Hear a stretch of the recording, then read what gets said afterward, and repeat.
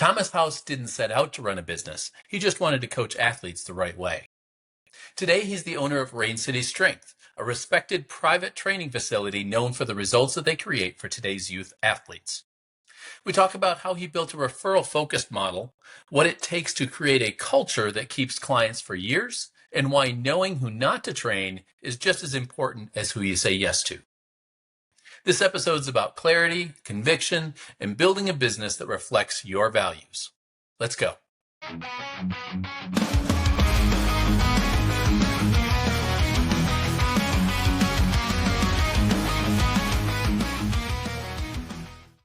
Welcome to Legacy Unscripted, sponsored by Progeny Coaching. This is the podcast where sports and business collide. I'm your host, Russ Katzman, and here we'll skip the fluff and get straight to the hustle. From athletes turned entrepreneurs to impact-driven business leaders, we'll dive into the wins, those lessons, and some of the failures that make our legacies worth living. Today, I'm happy to welcome Thomas House, owner of Rain City Strength. Thomas, thanks for joining the show. Thanks for having me. So I want to get into a little bit about your background. I noticed that one of the things you emphasize on your site and in LinkedIn is kinesiology. Why is that different than just standard personal training and strength? Yeah, I think that's a lesson I learned over time. You know, when you're in undergrad, kinesiology is essentially the study of the movement of the human body. I think a lot of us get into this in just basic weightlifting, wanting to change the image of our bodies, wanting to feel stronger. Maybe you lose the outlet that you had of sports when you were a kid, and you want to find something that continues that into your 20s, 30s, and beyond. But as I worked with more athletes, what I realized is that weightlifting is just a part of that. And that if you're not teaching people how to move their body, integrate different body parts, take care of their body outside of the gym, how they think about their performance, and you're not holistically approaching that, a lot of the times I think that we fail to make that next step to performance. And at the end of the day, my job, whether I'm working with a 10-year-old tennis player, a 20-year-old soccer player, or a 60-year-old fiduciary, is to help them get the most out of their body, their brain, and also give them an outlet from just general life. So in a kind of like a well-rounded way, the weight room gets a lot of us into this profession. And then I think as we continue or strive to develop our skill set, we figure out that that's just a kind of a minute part of the entire picture. No, that's great. And now you've got quite a range for those clients that you just described. Yeah. Talk to me a little bit about who you work with, why it's important for you to kind of grab a certain style of person. Tell me about what type of person you like to coach. That's a great question. The person I like to coach is the person that walks in the door and is ready to go and is ready to essentially give me some part of themselves that they don't show the world often, right? I usually say, if I'm working with a team, I say, like, the weight room is where you guys can create culture. It's where you bleed together. And when you bleed together in the weight room, you're able to carry that over to the field a lot more often. Yeah. My general clientele is, there's no such thing for me as a general clientele. In the mornings, I'm working with a lot of adults. And as soon as 3 p.m. hits, 3 to 6:30, it's middle school kids, high school kids, college kids when they're back for the summer, or remote sessions with kids working through maybe an injury or something like that. I'm not picky on who I work with, honestly. If they're willing to show up, they're willing to work hard, they're willing to communicate how they're feeling, what they're feeling, if they're feeling the right things while we're doing an exercise, and then commit themselves to the process of getting better, that's the person that I'd like to work with. I like it. It's not much different than my own. The one thing I tell my clients is you have to be passionate about what you're driving for, and you have to be coachable. Everything else we can figure out. So Yep. I like it. Yep. How did you evolve into that? I mean, did you want to be a business owner all along? No, I think that's something that kind of fell into my lap, and I probably wasn't completely prepared for. Lo and behold, personal trainers are not always great at business right off the bat. And I think, I've said the word growth multiple times. That's something that I continue to strive to get better at, whether it's like connecting myself with people who I respect what they do and the Yeah. business that they've built, or, continuing education from coaches that I really appreciate the way that they coach. Um, I came out of undergrad with a potential goal of going to PT school. I think I worked in a PT clinic for 3.5 years as an exercise specialist. So cut my teeth running people through exercises when maybe they didn't want to work with me because they wanted to work with the PT, cleaning Yeah. tables, doing laundry, answering phones. The upside of that was you're working with 30 to 50 people a day, and you're seeing everything from total knee replacements to car accidents, Mm. to congenital issues to spine issues. So it really opens the door with like where the body can go as people age or as people get injured. And at the time, I don't think I was able to see that very well. At the time, I was just thinking, okay, this is a 9 to 5 job where I get benefits. I know how much I'm going to get paid, and it gets me in the door for the degree that I got. I really wanted to utilize my kinesiology degree. Um, as that happened, I was actually working with a high school water polo player who had some knee issues. And then his dad became a patient. And his dad said, hey, you know what? Like, you're really good at this coaching thing. Like, we could use someone on the pool deck that does what you do. I had played high school water polo, I hadn't played collegiately. So, I didn't have that collegiate experience, but I had this other side that I think a lot of coaches don't have, which they understood injuries and training and programming and things like that. So that got me onto the pool deck. And I coached water polo for, I want to say it was 2015 until maybe 2022. Um, 3 years at the high school level, 8 years, 7 to 8 years at the club level. And that brought me back to something I was very familiar with, which was sports and working with like youth athletes, right? When I was a youth athlete, my strength was my communication. I was usually a team captain. I was loud. I could get people organized. Yeah. Probably somewhere right in the middle in regard to talent. Not at the top end for sure, not at the bottom end for sure.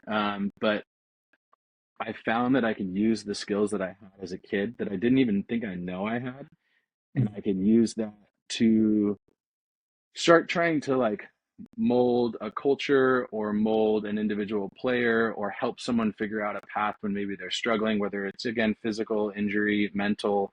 And I just started to find that like I got a lot of satisfaction doing that. And I think we touched on this when we first talked, but like for a couple years, I was kind of embarrassed to say the words personal trainer. I grew up in like a pretty affluent area. Yeah. I knew a lot of people that went into industries that sounded really cool. Um, and I had actually started college as a economics, philosophy, and political science major, thinking that maybe like law school, something down the road Sure. that way. And as I got back into coaching, I found that like the layers of shame of saying I was a personal trainer started to come off, Yeah. because I was able to do something that I enjoyed. I was able to be on my feet. I didn't have to stick to, you notice I'm wearing a black t-shirt. I wear a black t-shirt every single day of my life. Yep. I didn't have to show up in slacks and a suit. Um, and again, on the drive home from a practice, there was just this level of like satisfaction and some semblance of purpose to my life that I felt like I was making my way towards where I was supposed to be. Yeah. Wasn't definitely perfect. There was some ups and downs, and through that coaching experience, I started training individual athletes that I worked with, and then through that process, over the next 7 years, I built my own business. And one day, I decided I didn't want to work for anyone else anymore, and that business ownership was where I wanted to go. So it was a big leap, but I'm glad I did it.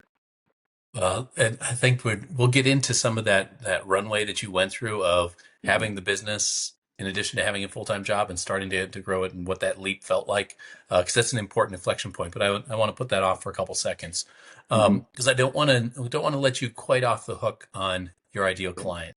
So you've talked Okay. about individuals, you've talked about teams. Yeah. Yeah. Um, from our discussion before, you do a little bit of both. Tell me Hmm. which you prefer. I love team training. This last year, I signed contracts to work with 4 individual high school teams in the area that I live in: football, girls lacrosse, boys basketball, and boys water polo. So Hmm. very different sports across the board. Um, if I could do that every day and my body and my brain and my mental state would hold up, I would Yeah. probably choose that because it gives me the avenue to work with as many people as possible. But I find that those are very taxing sessions. Hmm. On Wednesdays, I run two sessions in a row, like 40 to 60 kids between those two sessions. After that, I only run two sessions at my gym because I know that beyond that, my ability to do my job well, my ability to help the individual, and my ability to come home and be a good husband, dad, and person are challenging. Um, Yep. Kids are awesome. Like youth, working with youth athletes is amazing, but it's also exhausting sometimes. Um, so I think the perfect blend for me is, running 4 to 6 team sessions a week, and then Okay. probably at my facility, most of my stuff revolves around groups. They're a little bit smaller, but I find that it allows financial flexibility to help people come in more consistently. And I Yeah. want to see people a lot because that's where we make progress. And I also want to be an avenue where like training isn't blocked due to finances. Yep. Um, but I find that when I get the one-on-one, I can like tune in on one person. I can maybe sit down for a second. I'm averaging 20 to 25,000 steps a day. Yeah. And as I get older, I feel that more and more. Um, so yeah, I think a blend of like, 4 to 6 team sessions a week and then filling that out with 20 to 30 of the sessions I do at my private facility is really where I'd like to be. Gotcha.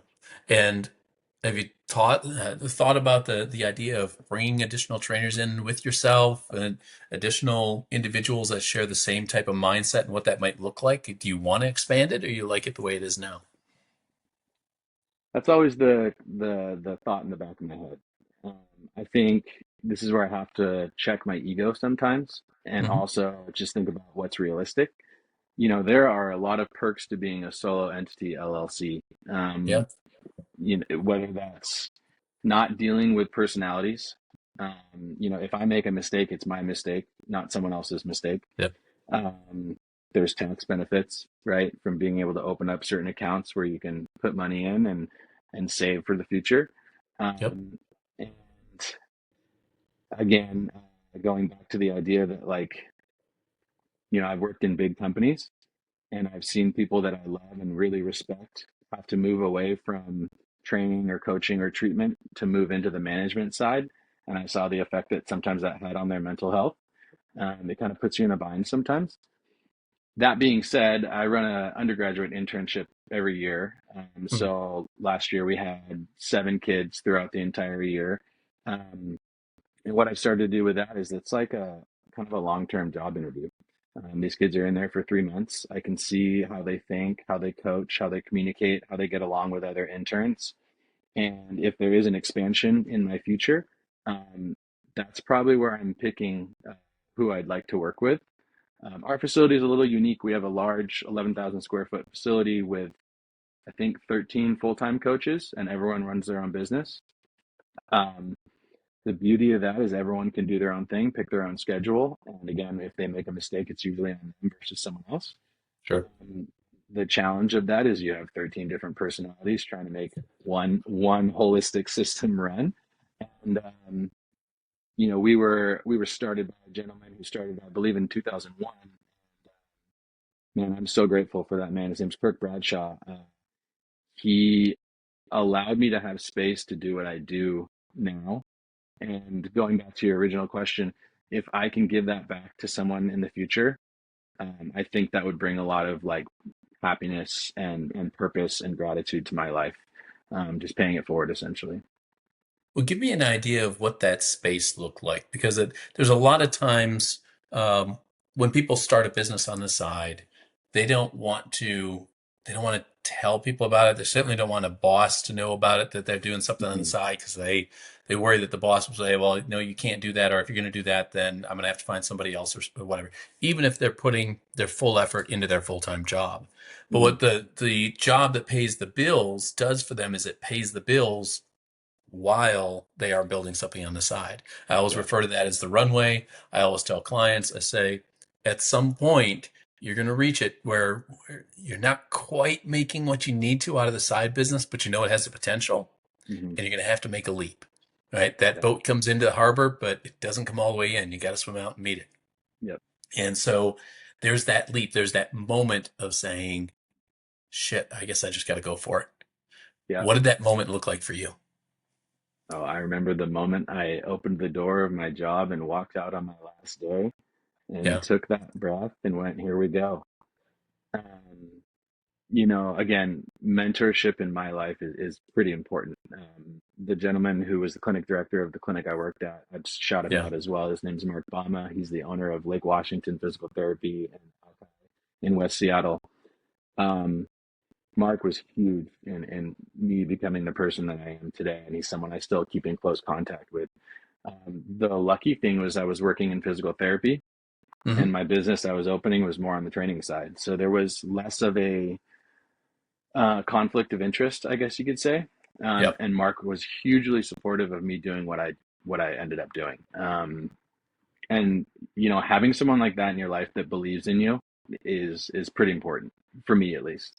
Um, so one of the things that you see, I think, in physical therapy a lot is like we send people out the door and they get discharged, and if they're an athlete, maybe they're not always completely ready to go back to sports, because there's a difference between doing 3 sets of 20 single leg glute bridges and sprinting 60 yards to get to a 50-50 ball, Yeah. right? And so there's almost this like perfect environment for what I do. Based on my background, I think people trust me with their injured athlete. And that again opened the door. Like the way I coach, like I call myself a strength coach or a trainer, right? But the way I coach is like the philosophy I revolve around is do no harm, because I worked with a ton of kids that had gotten hurt training or playing sports too much. Oh, wow. And so, and that's tough sometimes because when you're training, you're trying to push people. But again, like going back to that initial question is, I saw this opportunity, right, where I could set myself apart by saying I have experience working with people who have done too much, right? But then if you do too little, you don't usually get to the goal that you want to get to. So there's this opportunity for me to build this business where like we can respect how much your body can handle on an individual basis. We can teach you how to identify when your body is not, when it's breaking down essentially.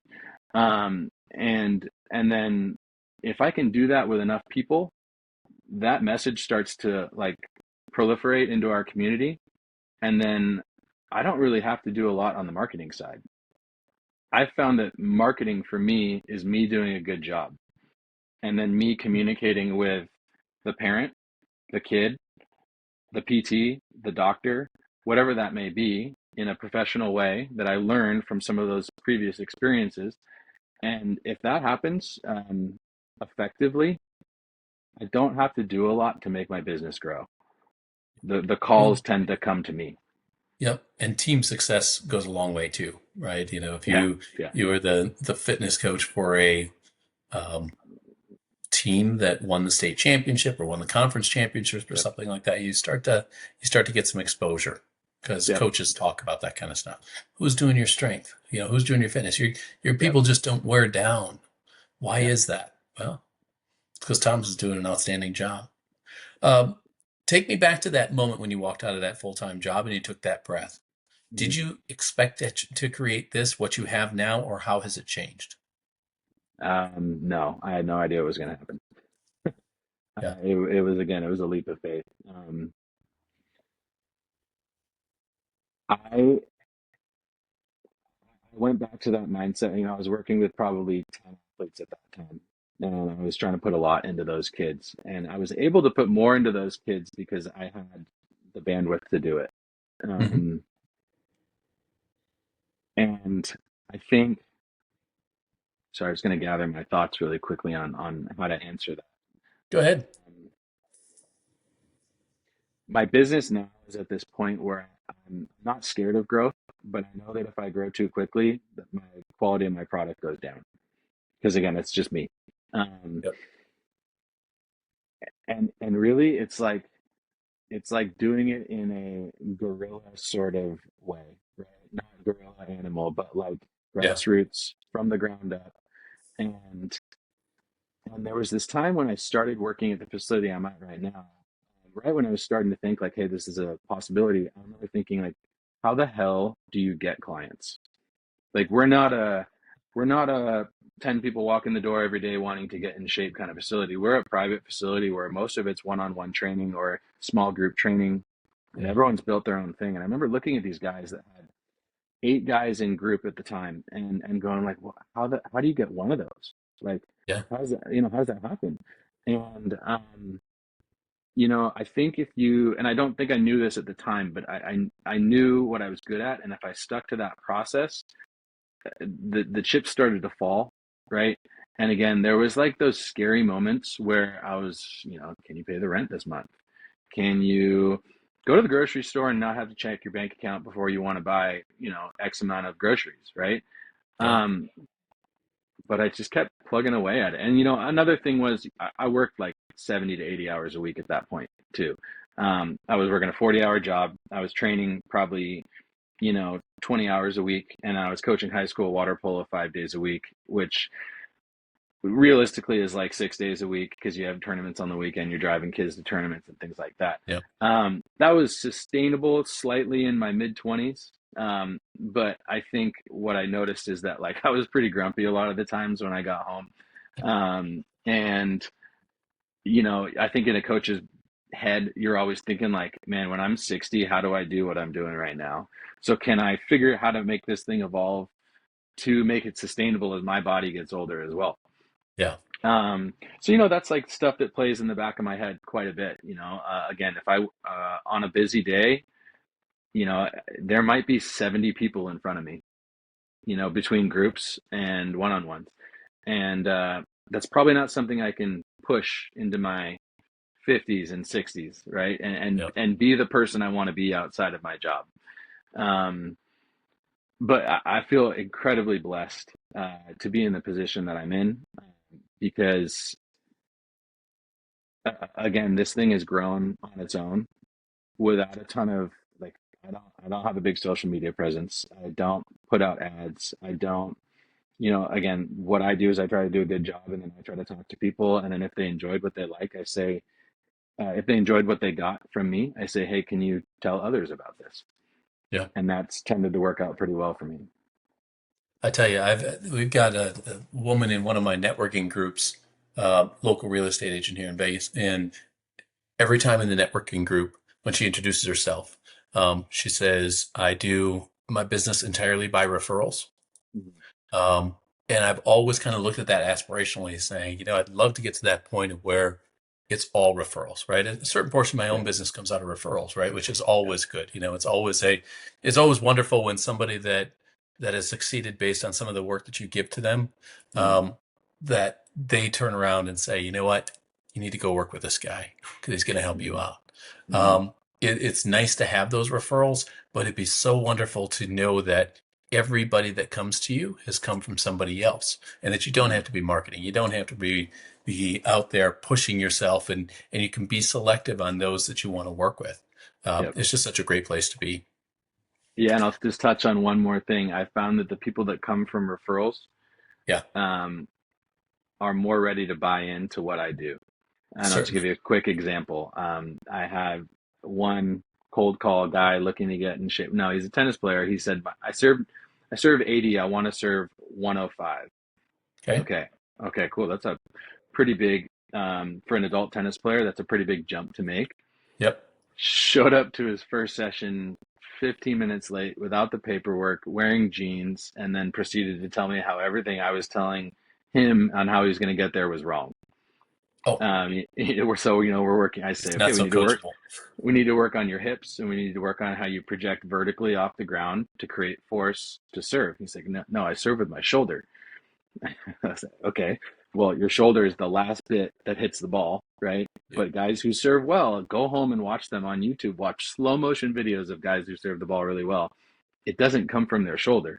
It comes from ground up force production, ability to integrate movement through your entire body, have strength through those things, and then be able to do that however many times you need to serve in a match over and over and over again. So you need to be in shape, you need to be strong, you need to be mobile, you need to have control of your body. Yep. And this guy just basically stared at me and he's like, "No, that's not what I need." That's like, okay, well then, Right. here are four other coaches that might be able to help you with what you need to do. Yep. So, And there's something to be said with that too, right? When you find somebody that's not a good match for you, I say this about coaching all the time, and it's not mhm, that much different with your coaching than mine. Is that coaching is based on a relationship, right? You've got to mhm, have somebody that you got a little chemistry with because there's a trust factor there. yeah, The beautiful part about what you just mentioned is referrals. When they come to you, they come with a bit of trust already built in because if they yeah, trust the person that recommended them to you, then they're by association going to give you that same trust of what they have for that individual. agreed. And so I tell people that all the time because if somebody gets referred to you, you should close that sale every single time because they come to you at that trust level. All you have to do is just not fuck it up, and you're in good shape. Yeah, All right. agreed. But, somebody that comes in at the top of the funnel, no, like whatever. But they're coming in at trust. They're Yep, right there next to buying. All you have to do is help them believe that you are the person that they were told you were. yep, And so between that and building that relationship, hitting that chemistry with them, getting them to believe that you know what you're talking about, that you've got the style and approach that they want, that's a perfect combination when you can get it. yep, But good for you. Now you touched on something else, which is the ability to turn away a client. mhm, That's an inflection point for a lot of businesses that they basically, I always call it the land grab mode early on when people just want to take any comers. And I'll take all comers, right? You need yep, my help? Yes, yes, yes. I got bills to pay. I'll take on anybody I can. yep. Tell me about that first one that you were able to turn away. How did it feel when you finally realized I'm gonna make it? Yeah. I can get a little bit picky on who I work with. It's a strange feeling, right? At least for me, owning your own business, you're always like, when does the bottom fall out? When does Yeah, all this awesome stuff that's happening and this momentum that, the world has given me, when does it stop? So you have that like fear of turning business away. Um, yeah, I think when I can recognize that that person isn't going to get out of me what they need, then it's really just going to be me banging my head against the wall, trying to convince them that what I do is going to sure. help them.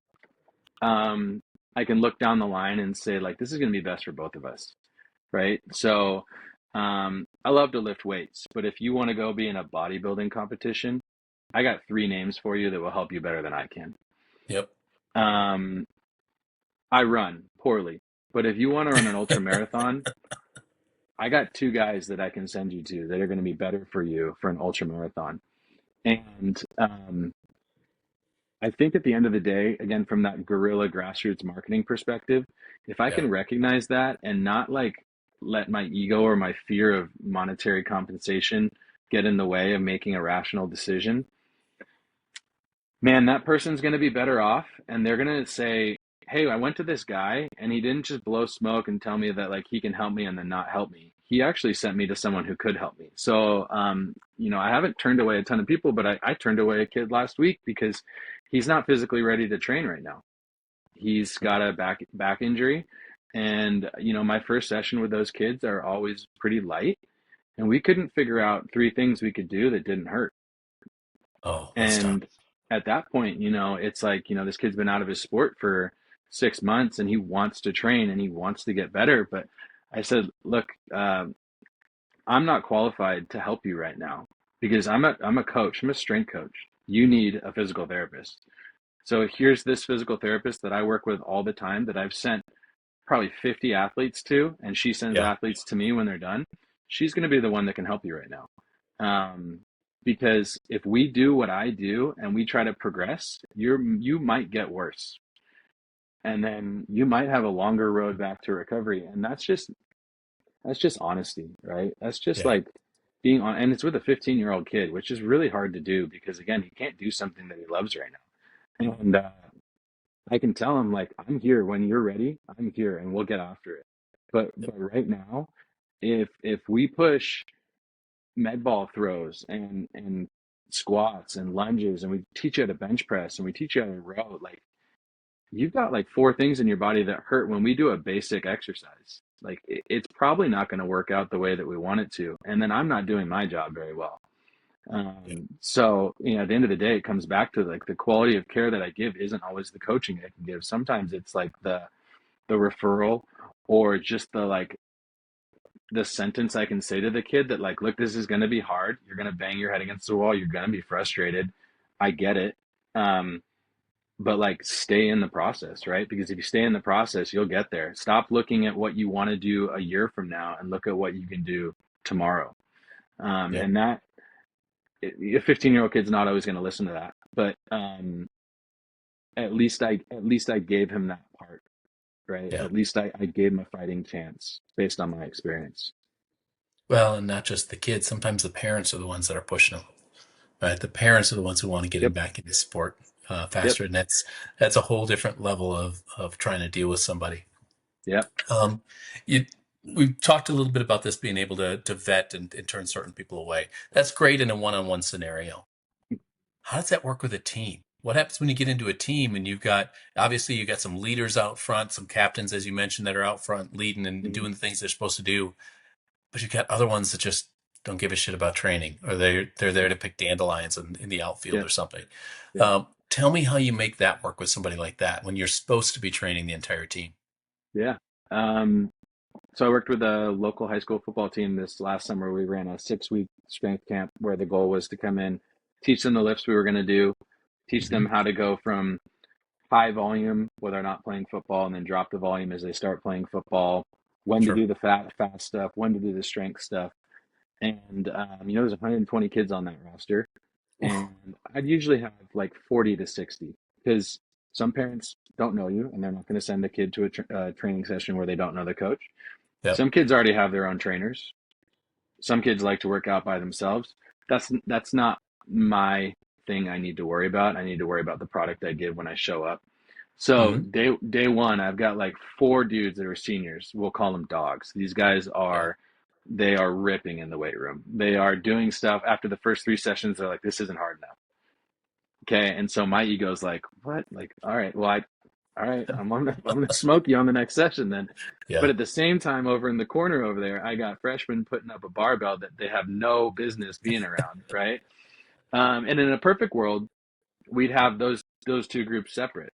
Yeah. But that costs money, and that's time, and these are programs that are fighting for their lives sometimes just to make things work. Now this program, they're doing okay, and I'll just give them a little shout out. They're 7-0 right now, and they're going into their eighth game of the season and playing their biggest rival. I'm going to the game tonight, so Oh hopefully the yeah.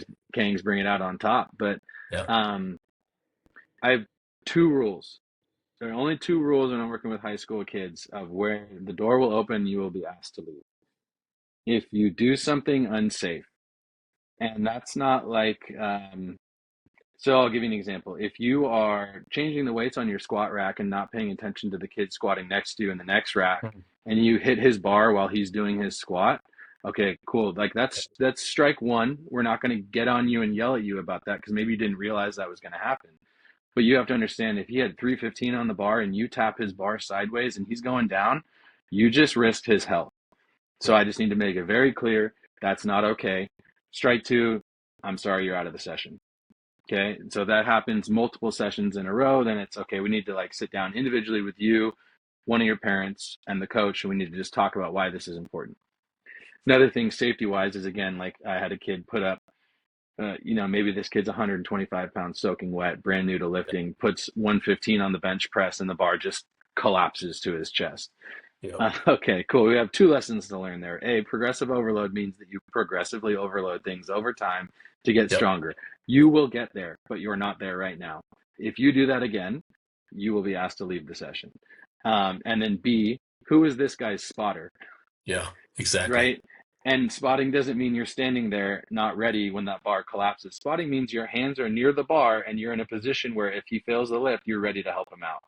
So Yeah. those are the safety things that I try to instill in these kids, because I've seen enough injuries weightlifting wise.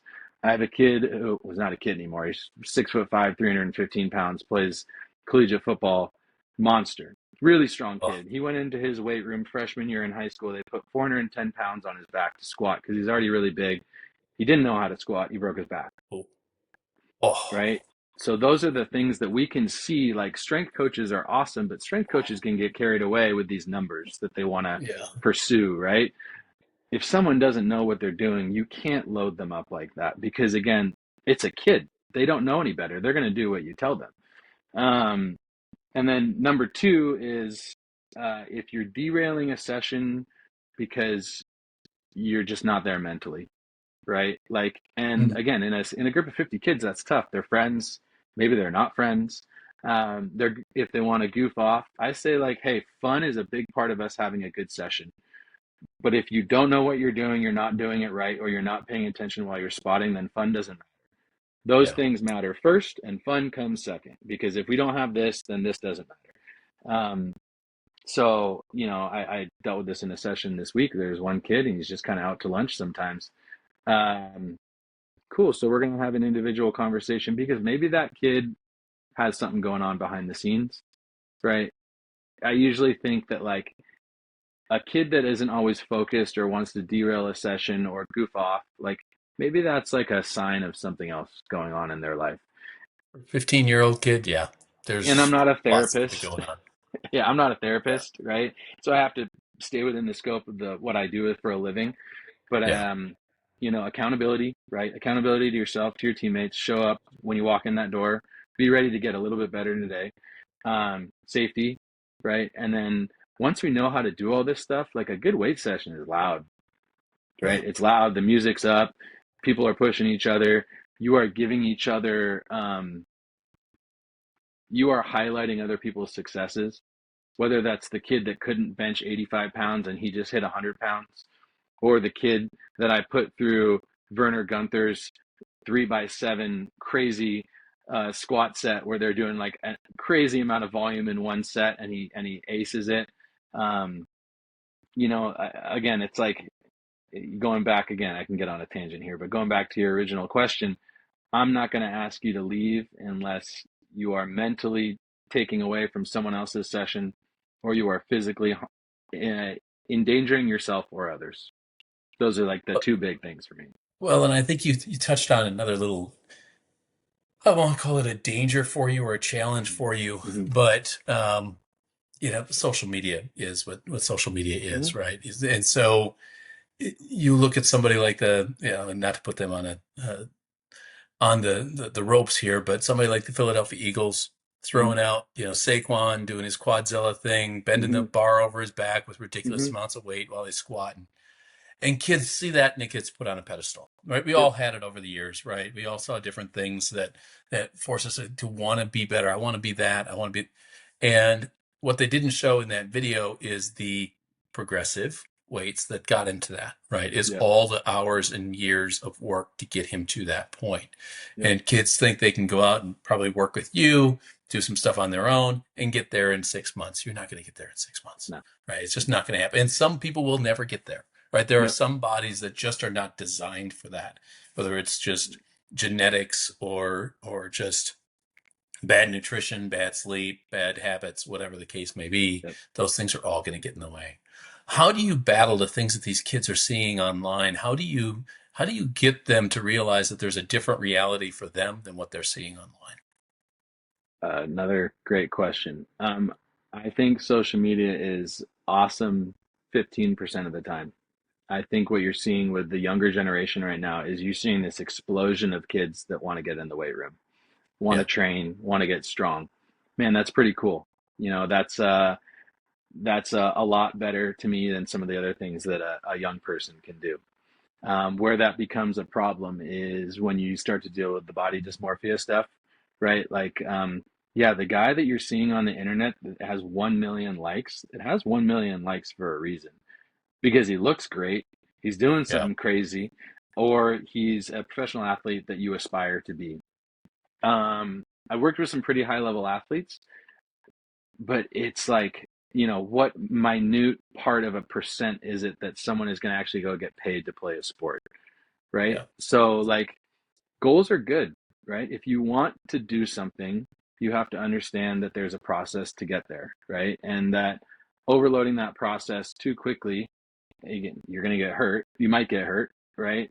Um, or you're going to plateau and you're not going to have any progress, and you're going to be thinking that you're the one that's the problem. Um, so, like, the 85% of social media that I don't like is, I had a kid that told me one time he was going on a 1,500 calorie cut because he was fat, and that's what he saw on the internet that he needs to do to lose body fat. I said, "You're 14 years old. You play sports 5 days a week. You're training with me 2 days a week. You go Oh, to school, and you're in this most important time of your life where your brain and your body is developing, and you need calories just for that. Just to sit in school for those 8 hours that you don't want to be there, you need yeah, calories for that." And again, this is where, like, the scope of my practice, you have to be a little careful, because sometimes that stuff can get into the realm where they need like a mental health specialist. yeah, Um, so, like, that's what I don't like about social media. Or you see someone prescribing a workout or a diet or a way of life that's really geared towards someone in their 20s, 30s, 40s, or 50s. And this is a 15-year-old kid. I had a nutritionist come in and speak with one of the teams that I coached for, and I think some of the parents were shell shocked, because she was like, "Have your kid come home and eat two peanut butter and jelly sandwiches on white bread with a glass of whole milk after practice."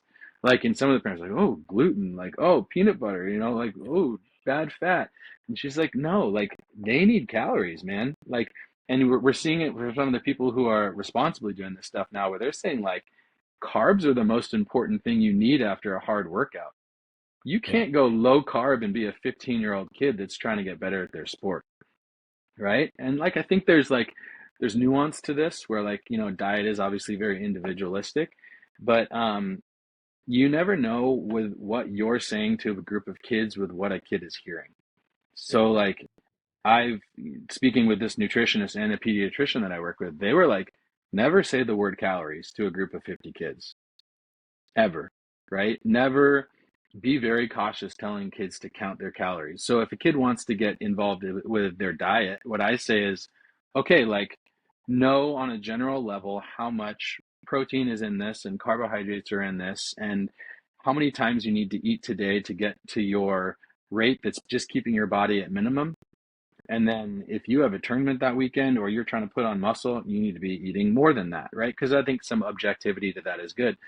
But at the same time, again, like, cutting and bulking in your teens, unless you are already a competitive bodybuilder by 17 that has 4 or 5 years of practice, those are very, very dicey realms for youth athletes, or just youth in general, to be moving around.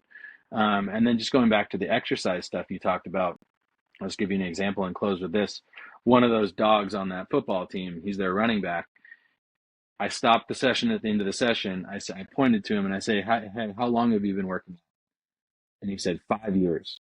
And so I looked at all the skinny kids on the other side of the room, and I said, "You guys are 3 weeks into this. Okay. This guy's put 5 years of work into that really cool thing that you just saw him do today." Right. yeah, And he's a leader, and you look up to him, right? I can tell you look up to him. I look up to him because he's a pretty awesome kid. You guys are going to have to put that work in to get even remotely close to where he is, because he's also happens to be genetically very talented and has the mindset of, again, an absolute dog, where you're going to have yeah, to, like, you're going to have to break this kid's leg to get him off the field. Not everyone has that. So, yeah. again, like, highlighting those things and then bringing it back to, like, the process, I think, in a long-winded way. Hopefully that answers somewhat of your question. No, it did. And I mean, we could talk forever. I know we're getting kind of on time, but we could talk forever. I'm curious about, trickle down effective NIL and all that kind of Mhm. stuff. I mean, I can just imagine what that kind of stuff is doing to these mindsets. But we will have to cut it off shortly here. Talk to me before we go. The one question I told you I'd ask, the one question I always ask. Go back to Thomas, the day that you walked out of that full-time job, the day you took that breath. What's one or two things that you would tell him at that moment that you wish you'd have known when this journey started? Ask for help, whether that's an accountant, a bookkeeper, someone figuring out how to get all your business licensing and everything Yep. solid. Be open to growth, right? You don't. I think I knew that I didn't know much, Yeah. but I didn't know where to search for the answers. Whether that, again, that's getting better at coaching, getting better on the business side, or understanding your limits. I just spoke with another business owner this morning. We both have two kids. I think he's got three kids. He Mm. runs a bunch of PT clinics. He's one of the most driven people I've ever met in my entire life. And I Yep. said, hey man, if you ever need to like talk, I could use it too, because I think we're in a position where we kind of understand the roles that we play and the stresses in our lives, where sometimes people don't understand that. Just because that's what we face every single day. Right. Um, and then I think the third thing would be, don't be surprised if what you're doing in 5 years is not what you thought you'd be doing in 5 years. I grew up playing soccer and water polo. Yeah. 40% of my youth sports clientele now is tennis. You don't want to see me play tennis. I'm hitting home run derbies over the net. Yeah. Um, but the first kid came in because of an injury, and then it built out from there. And then it took me talking to coaches and talking to players and watching matches and understanding how they need to move and what they need from an energy systems perspective. Um, Now I feel like I have a pretty good grip on like how to train a tennis player, but I'm always open to try to get better. I had two coaches just tell me opposing things on how they want their athletes to hit forehands and Oh, how they that's want funny. me to train that. And so what I tell the athlete is, here are two different approaches that two different coaches have told me. We're going to try two different tactics here, and I'm going to try to give you some movement variability based on what your coach wants and how your body moves. Because I'm not Yeah. teaching you how to hit a forehand. I'm teaching you how to do X, Y, and Z in the gym, and then you get to take that and be creative on the court and figure out how that plays into your game. So, Right. Because the same muscles should drive the forehand either way. yeah, but Yeah. I see it with baseball all the time too. Two pitching coaches. That guy's an idiot. Don't coach pitching like I. This is the right way. And I'm like, well, that's great because I don't have to teach you how to throw a fastball. No, I love it. Thomas, anything we haven't discussed that you want to throw out here for us? No, honestly, I appreciate the time. I appreciate the conversation with someone who's like minded, and Yep. yeah, I mean, this thing is it's a path, right? Like it's the journey, not the destination. And running into someone like you along the way, I think is just part of my path, and I'm really grateful for it. No, and we're grateful having you on. I appreciate it. It's been an absolute pleasure. We'll talk soon. Thank you. Bye. So that's a wrap for this episode of Legacy Unscripted. If today's conversation sparks something in you, don't just let it sit. Take action today to build your future. Make sure to subscribe, leave us a review, and share this with someone who may need to hear it. And if you've got a story to share, or you just want to connect, you know where to find me. Until next time, keep it real, keep it bold, and keep living your legacy. All right.